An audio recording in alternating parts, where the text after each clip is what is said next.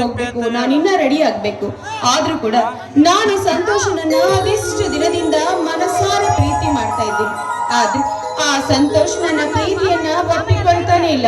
ಭಗವಂತ, ಇವತ್ತಾದ್ರೂ ಆ ಸಂತೋಷ ನನ್ನ ಪ್ರೀತಿಯನ್ನ ಒಪ್ಪಿಕೊಳ್ಳುವಂತೆ ಮಾಡುವ ಭಾರ ನಿನ್ನನ್ನೇ ಕೂಡಿಯಪ್ಪ.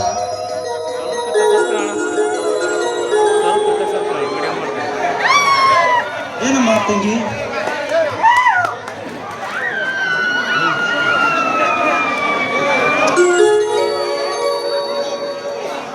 ಏನಮ್ಮ ತಂಗಿ,